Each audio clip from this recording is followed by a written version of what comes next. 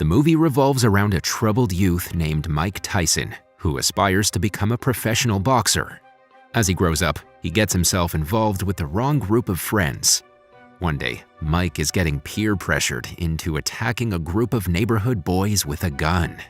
He confronts and shoots the kids, but luckily no one is injured. However, he soon finds out that his friends have ditched him, and so he also flees the scene. Mike involves himself in similar situations, and by the age of 13, he has been arrested 38 times. This results in him getting incarcerated and put inside of Tryon Juvenile Detention Center. It is there where Mike's emerging boxing ability was recognized by a former boxer named Bobby Stewart. After several months of training, Bobby brings him to Catskill, a boxing gym club in New York City, and introduces him to the renowned trainer Cus D'Amato. Mike engages in a sparring session with a boxer from the club, and Cus is instantly impressed with his strength and potential. As a result, he decides to take Mike under his wing and invites him to stay at his home, where he trains his other fighters. Upon arriving at the house, Cus introduces Mike to his wife, Camille. However, she appears to be frustrated with Mike's addition to the house, as they already have a sufficient number of people living there. From then on, Cus begins to rigorously train Mike to make him one of the best fighters. One day, a 16-year-old Mike gets the unfortunate news that his mother has passed away. So he travels back home to Brooklyn to attend her funeral, heartbroken. Despite the somber occasion, Mike doesn't spend much time in Brooklyn and instead returns to New York to continue his training. In remembrance of his mother, he decides to build a pigeon coop outside the home where he's staying, which serves as a touching tribute to her memory. One day, Cus approaches a grieving Mike and motivates him by saying that a professional boxer keeps pushing on no matter what he's feeling or going through. Cus then passes down a gold pin to Mike, which was given to him by the legendary boxer Muhammad Ali. This makes him ecstatic and further fuels his drive to train for his upcoming fight. The movie then cuts to the Junior Olympics of 1982, where Mike makes his first amateur boxing fight debut. To everyone's shock, he wins the fight with a TKO, just 8 seconds into the first round. Meanwhile, it turns out that Cus wanted to adopt Mike, so he informs his wife about it. Surprisingly, Camille wholeheartedly accepts the decision, as she too wants him to stay with them forever. When Mike returns to New York, he's overjoyed to learn that he will be adopted by Cus and Camille, and the prospect of a brighter future fills him with hope. The next day, he's introduced to 2 boxing managers named Jimmy Jacobs and Bill Clayton. Cus tells Mike that they will help to keep him out of any sort of trouble that may arise in his journey to become #1. After his first proper boxing match, Mike's old and bad habits start to resurface, causing him to slack off in his training and become a difficult pupil. Teddy, one of the trainers, tries to talk to Cus about Mike's behavior, but to no avail. Since he has a soft spot for the boy, he pampers him a lot.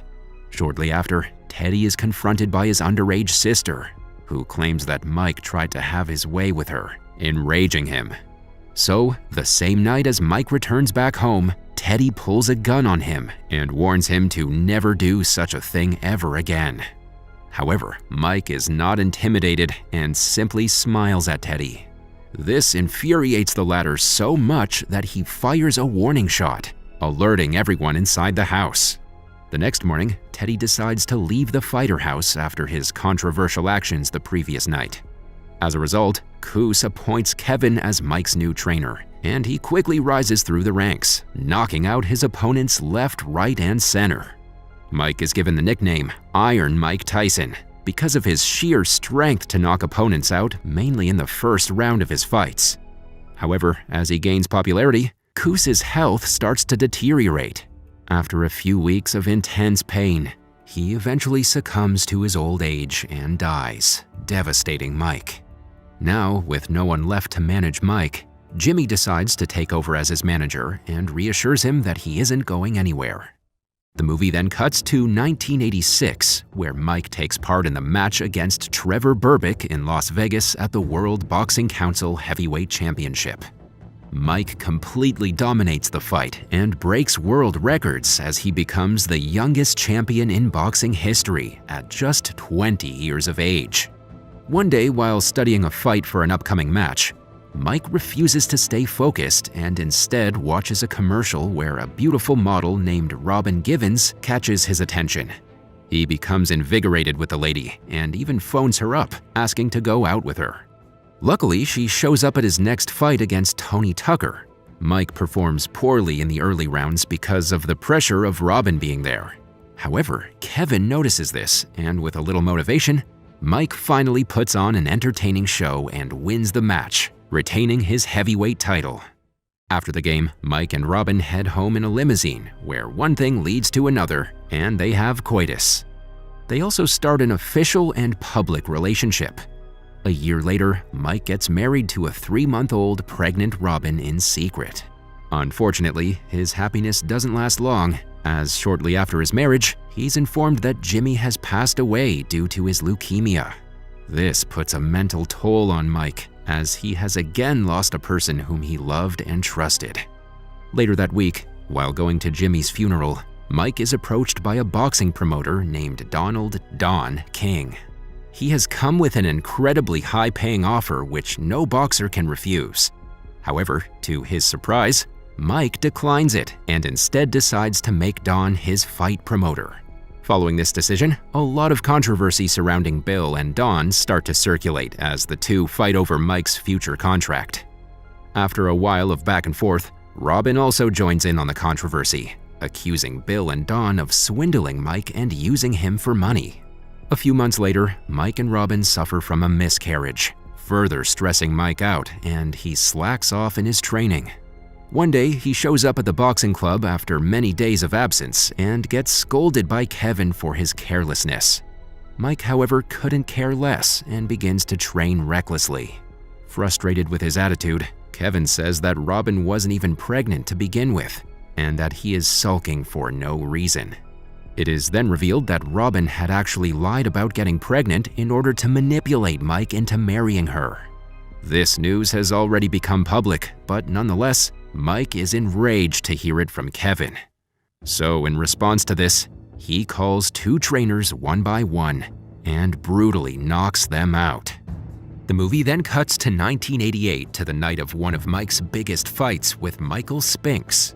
However, before the match starts, Bill finds out that he's been fired by Mike, making Don his new manager. Mike ends up winning the match, and everyone cheers him on. After the match, it turns out that Mike has also parted with Kevin and plans on training with the trainers that Don has managed for him. One day, while Mike and Robin do a joint interview for the ABC TV news magazine show, things take an unexpected turn when the latter describes her life as pure hell. She also takes shots at Mike's worsening mental health issues, stating to leave the marriage if he doesn't seek therapy. A betrayed Mike just sits there and listens to his wife rant on and on. Meanwhile, Don, Kevin, and many others watch the interview on TV in pure shock. This leads to many disputes and arguments between the couple, even to the point when police are called to their property to handle the situation. In one instance, the cops arrive to witness Mike throwing a tantrum and breaking several household items, while Robin and her mother decide to move out of the house. A few days after the incident, Mike and Don watch Robin on TV telling the press that Mike has become an emotionally abusive husband, also announcing that she's filed for divorce. To loosen up and unwind, Mike goes on a night out to a club where he's approached by many women who want to have fun. Amidst the crowd, he's confronted by an old opponent of his who starts to run his mouth to Mike and insults him as well as Robin. In a fit of rage, Mike swings at the boxer and takes him down before fleeing the scene in his limo. The movie fast forwards to a year later in 1990, in Tokyo, Japan, to Mike's next professional fight against Buster Douglas. However, it's clear that he's lost direction in his career because of the stress and disarray from his personal life. As a result, Mike performs poorly in the fight and continuously gets beaten around the ring. He does manage to knock Buster down, but the latter immediately gets back up on his feet and lands even harder blows. Everyone is devastated to see the Iron Mike in such a state for the first time, and unfortunately, he gets knocked out in the 10th round. This leads to him losing the first match in his entire career, and hence he is stripped of his heavyweight championship title. Mike is lost for words after having his first loss, while Don insists on suing the boxing company, thinking that he had won the fight. Afterwards, Mike returns to New York and visits an old Camille. The two reminisce about the old days and talk about Cus. A year later, Mike and some of his friends travel to Indianapolis to be a part of the Miss Black America pageant. They head over to meet some of the girls who will be participating in the event, and Mike lays his eyes on one of them named Desiree Washington. The same evening, he calls up the hostel that Desiree and her friends are staying at and requests for her. She then talks to him nervously while all her other friends listen in shock. In the end, Mike manages to convince Desiree to go out and party, promising her that she will meet lots of other celebrities. So, shortly after, she gets into the limo with Mike, who takes her back to her hotel, claiming that he needs to get his bodyguard. However, upon arriving at the hotel, Mike takes her up to his room. It is then revealed that in 1991, Mike has been brought to trial for the assault of 18-year-old Desiree Washington in the hotel room that he had taken her in. Mike is eventually found guilty on the charges of assault and criminal deviant conduct. This results in him getting 6 years in the Indiana Youth Center. Furthermore, Kevin has also filed a civil lawsuit against Mike for damages. It's also revealed that he and Robin had already divorced in 1989, and the terms of their settlement were sealed. Upon Mike's release from prison on March 25, 1995, he announced that he will immediately resume his boxing career, while Don retains his role as his promoter. However, he's also scheduled to stand trial for insurance fraud.